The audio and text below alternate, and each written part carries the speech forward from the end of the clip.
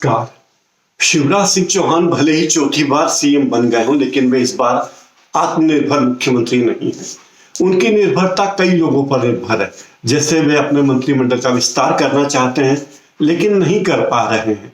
इसके लिए वे दिल्ली जाकर प्रधानमंत्री नरेंद्र मोदी से मिल चुके हैं। वे पार्टी के अध्यक्ष जेपी नड्डा से भी मिल चुके हैं। मध्य प्रदेश के ही पावरफुल बीजेपी नेता और केंद्रीय मंत्री नरेंद्र सिंह तोमर से मिल चुके हैं। इसके अलावा वे ज्योतिरादित्य सिंधिया से लंबी चर्चाएं कर चुके हैं। उनके साथ ओरछा में प्रहलाद पटेल की बेटी की शादी में जा चुके हैं। उनके साथ दिल्ली जा चुके हैं। लगभग आधा दिन उनके साथ मंत्रणा कर चुके हैं। लेकिन अभी भी वे मध्य प्रदेश के मंत्रिमंडल का विस्तार करने की स्थिति में नहीं है, क्योंकि राज्यपाल आनंदीबेन पटेल अवकाश पे हैं। वे 6 तारीख की शाम तक भोपाल आएंगी। 7 तारीख की शाम को मुख्यमंत्री शिवराज सिंह चौहान राज्यपाल से मिल सकेंगे और संभव है कि 8 दिसंबर को मध्य प्रदेश के मंत्रिमंडल का विस्तार हो। लेकिन समस्या फिर वही है कि मध्य प्रदेश के मंत्रिमंडल में अब जगह है 6 और दावेदार हैं 1 दर्जन से भी अधिक। इन 6 में से 2 तो ऐसे जिन्हें उन्हें मंत्री बनाना ही बनाना है, यानी तुलसी सिलावट को मंत्री बनाना ही है, हर हाल में बनाना है, और गोविंद सिंह राजपूत को मंत्री बनाना है। क्योंकि ज्योतिरादित्य सिंधिया को प्रधानमंत्री नरेंद्र मोदी पूरा आश्वासन दे चुके हैं और शिवराज सिंह चौहान से भी ये कह चुके हैं कि मध्य प्रदेश में इस बार जो बीजेपी की सरकार बनी है वह ज्योतिरादित्य सिंधिया के कारण ही बनी है। इसलिए ज्योतिरादित्य सिंधिया को खुश रखना, उनकी टीम को साथ लेकर चलना बहुत बहुत जरूरी है। ये अच्छी बात है कि ज्योतिरादित्य सिंधिया के खास सहयोगियों में से 3 जो पहले मंत्री थे वे चुनाव हार गए हैं। इमरती देवी चुनाव हार चुकी हैं, इंदर सिंह कंसाना चुनाव हार चुके हैं और गिरिराज दंडोतिया चुनाव हार चुके हैं। लेकिन इन तीनों लोगों को ही शिवराज सिंह चौहान को अपने निगम में या मंडल में कहीं ना कहीं एडजस्ट करना जरूरी है। अब सवाल ये कि मंत्रिमंडल में 6 जगह हैं, जिसमें से तुलसी सिलावट और गोविंद सिंह राजपूत को तो मंत्री बनाना ही बनाना है। अब बची 4 सीटें। 4 सीटों पर पूरी भाजपा के उन लोगों को मंत्रिमंडल में जगह देना जिन्होंने पार्टी के लिए लंबा काम किया।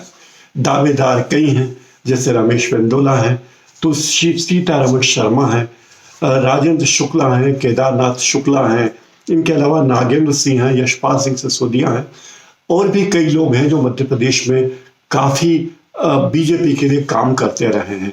उनकी अपेक्षा है कि शिवराज सिंह चौहान मंत्रिमंडल के विस्तार में इस बार उन्हें मौका दे, लेकिन वे मौका देने की स्थिति में फिलहाल नहीं है। अभी भारतीय जनता पार्टी में एक बड़ा वर्ग ऐसा है जो भारतीय जनता पार्टी के लिए दशकों से काम कर रहा है। अब ज्योतिरादित्य सिंधिया के साथ आने वाले विधायकों के कारण उनकी राजनीति खटाई में पड़ती जा रही है। उन्हें लगता है कि अब आगे जाकर वे क्या करेंगे। इनमें बहुत से लोग तो ऐसे हैं जो सिंधिया को गालियां देते हुए, सिंधिया की मुखालिफत करते हुए ही भाजपा की राजनीति कर रहे हैं। जैसे रविभान सिंह पवैया भी चाहते हैं कि उन्हें और उनकी टीम के लोगों को पूरा मौका मिले शिवराज सिंह चौहान की सरकार में, लेकिन वो तो अभी मिलने से रहा। इनके अलावा एक बड़ा वर्ग है जो भाजपा में काफी सक्रिय है, जैसे शैलेंद्र जैन, अजय बिश्नोई, अशोक रोहानी, गौरीशंकर बिसेन, संजय पाठक, रामपाल सिंह, गिरीश गौतम और दीपक जोशी जैसे लोग हैं जो भारतीय जनता पार्टी में काफी सक्रिय हैं। वे चाहते हैं कि उन्हें भारतीय जनता पार्टी की राजनीति में कोई महत्वपूर्ण स्थान मिले। अभी निगम मंडलों की नियुक्ति तो होनी ही है। पार्टी के भाजपा प्रदेश अध्यक्ष वी.डी. शर्मा भी कह चुके कि वे अपने संगठन को फिर से गठित कर रहे हैं। तो हो सकता है कई लोगों को इसमें मौका मिल जाए और वे यहाँ मध्य प्रदेश की राजनीति में पार्टी में ही सही उन्हें कोई मौका मिल जाए और वे अपनी सक्रियता बनाए रखें। शिवराज सिंह चौहान के सामने परेशानी यह है कि जेपी नड्डा अपने खास लोगों को मंत्री बनवा चुके हैं। प्रदेश भाजपा अध्यक्ष वी.डी. शर्मा चाहते हैं कि उनके भी कुछ लोग मंत्रिमंडल में आ जाएं। ज्योतिरादित्य सिंधिया तो एक प्रमुख दावेदार हैं ही, जिनके कहने के मुताबिक मंत्रिमंडल का विस्तार होना है। नरेंद्र मोदी और अमित शाह के कुछ खास लोगों को शिवराज सिंह चौहान पहले ही मंत्री बना चुके हैं। अब वे लोग भी शिवराज सिंह चौहान के सिर पर चढ़कर कत्थक कर रहे हैं। कभी शिवराज सिंह चौहान को लगता है कि उन लोगों को संतुष्ट करके रखे, कभी उन्हें लगता है कि भारतीय जनता पार्टी में शीर्ष नेताओं के बारे में उनसे ट्यूनिंग बिठा के रखें, कभी लगता है कि ज्योतिरादित्य सिंधिया के साथ अच्छी ट्यूनिंग रखे जिनके कारण भाजपा सत्ता में आई। इन सब घालमेल में शिवराज सिंह चौहान की हालत वैसी ही जैसे कि बिहार में सुशील मोदी की है। लेकिन ये बात और है कि अभी तक शिवराज सिंह चौहान को दिल्ली आने का न्योता नहीं मिला। मध्य प्रदेश के ही कृषि मंत्री नरेंद्र सिंह तोमर अभी किसान आंदोलनों में व्यस्त हैं, इसलिए वे मध्य प्रदेश की राजनीति में बहुत ज्यादा दखल और ध्यान देने की स्थिति में नहीं है। लेकिन उनकी अपनी सक्रियता है और ग्वालियर चंबल संभाग में उनकी अपनी कुछ राजनीतिक मजबूरियां हैं। इन सब राजनीतिक मजबूरियों के बीच शिवराज सिंह चौहान आत्मनिर्भर मध्य प्रदेश की बातें जरूर कर रहे हैं, लेकिन वे खुद आत्मनिर्भर शिवराज सिंह चौहान बनने की कोशिश में लगे हुए हैं। ऐसी भी चर्चा है कि इन सब विवादों के पचड़े से दूर रहना चाहते हैं शिवराज सिंह चौहान, इसलिए वे फिलहाल मंत्रिमंडल के विस्तार में केवल तुलसी सिलावट और गोविंद सिंह राजपूत को ही मौका देंगे। तीसरे किसी और व्यक्ति को मंत्रिमंडल में सदस्य बनाएंगे ही नहीं। न रहेगा बांस न बजेगी बांसुरी।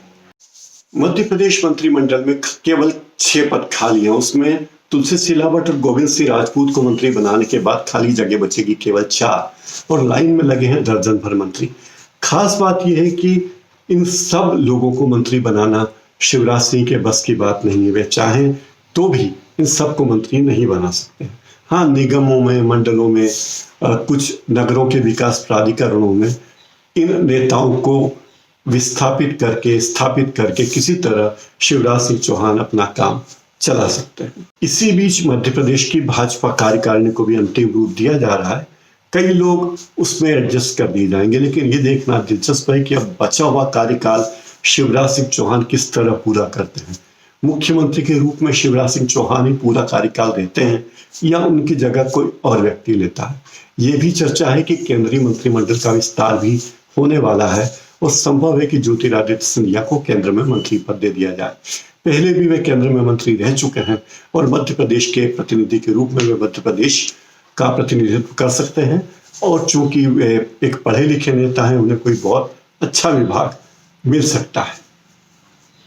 आज इस कार्यक्रम में फिलहाल इतना ही। मेरे इस कार्यक्रम को आप लाइक कीजिए, कमेंट कीजिए, शेयर कीजिए और बेल आइकन जरूर दबाइए ताकि मेरे इस कार्यक्रमों के नोटिफिकेशंस आपको मिलते रहें। नमस्कार।